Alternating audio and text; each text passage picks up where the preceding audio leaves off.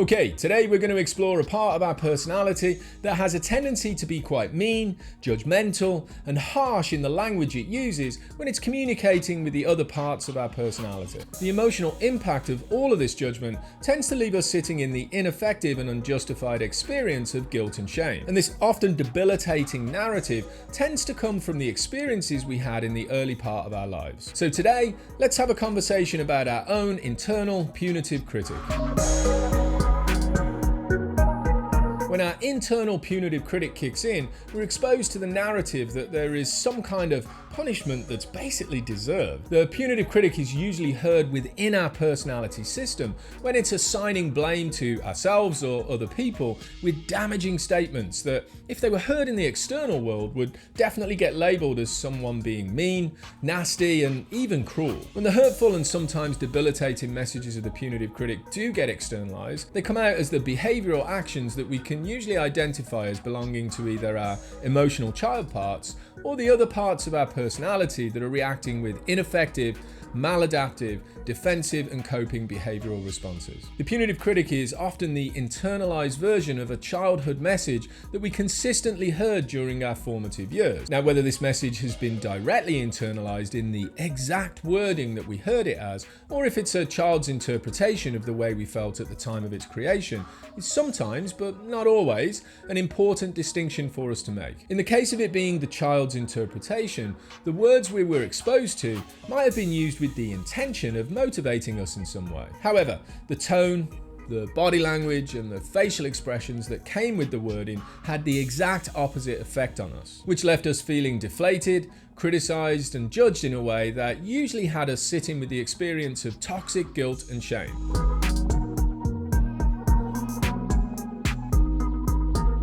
Both of our internal critic modes, whether they're demanding or punitive, are created as a result of the environmental influences that we experienced as a child. In those formative years, we're like psychological sponges. We absorb absolutely everything that's happening around us, internalizing the things that people say and do, and developing our stories and beliefs about who we are, how life is supposed to be, and what other people represent in our overall understanding of the world in which we're existing. When we're trying to change our current adult behaviors, the importance of our childhood experiences is often overlooked. Our childhood and the environment that we grew up in shapes the beliefs that we generate that ultimately dictate how we live according to or in conflict with our own internal values system. Basically, everything that happens to us in our early years influences the way we develop. Some things influence us positively, some things have little to no impact at all, and some things influence us in an extremely negative way. We are consistently bombarded by meaning from family members, social activity groups, educational experiences, religious organizations, social media outlets, and news organizations, all of which play a significant role in the development of how we view the world. It's from a combination of all of these experiences that the internal critic learns the language it uses in its attempts to motivate behavioral change. Now, this doesn't necessarily mean that the environment we grew up in was full of abusive and neglectful language, as the influential voices we hear around us can come from many different sources. It also doesn't mean that the things our parents said to us are the same words being used by our punitive critic as an adult. This is because, as I said before, its language can be a direct representation of the things we heard in childhood, or, as is more often the case, it's the child's interpretation of the messaging that we received at that influential time. For example, there are numerous occasions that I can recall when I received a message from the people in my environment questioning my ability to complete specific tasks. This message is not necessarily just put out there by my parents, as it can come from other family members, from sports coaches, from teachers, and community leaders. I personally have got some pretty vivid memories of different coaches and teachers and lots of other influential people in my life, leaving me with the ineffective and unjustified experience of toxic guilt and shame regarding who I was and why I'd failed to do what I thought I was supposed to do at that time.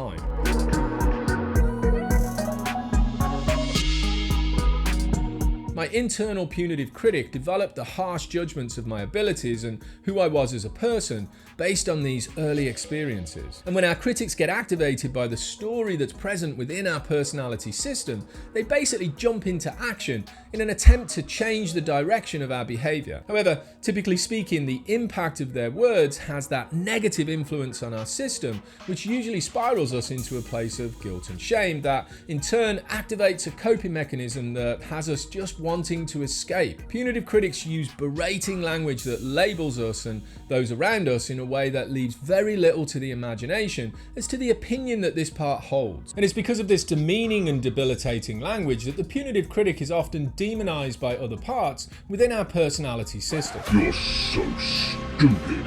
What's wrong with you? How dare you even try, you absolute loser. However, it's incredibly important to remember that this simply isn't the case. This important and necessary part of our personality simply has to learn how to change into the internal coach that we actually need to facilitate the type of behaviour change that we're trying to achieve. Okay, so that failed, but it's okay. It doesn't mean that we're the failure. It's just the action. Yeah, it's going to be difficult. It's going to be challenging. It's not something that we've found easy in the past. Much like the demanding critic, the only way to work with these self-deprecating parts of our personality is to re-educate their language from a space of self-compassion. Mindful awareness for the presence of these parts is the place where we have to start, as this is the way we build a life worth living and a life that we want to live. Ultimately, creating a life of unconditional self-acceptance is the goal that we're all striving for, and when we do this, we live a life that there's really nothing we need to escape from. At the bottom of the website page that's connected to this video, you're going to find a PDF that contains a worksheet which is designed to help you identify the language of your own internal punitive critic. If you can, download it, print it out, and work through the questions slowly. Take your time to identify the red flags of its presence in your system. Use the skills of mindfulness and stop when you feel its activation.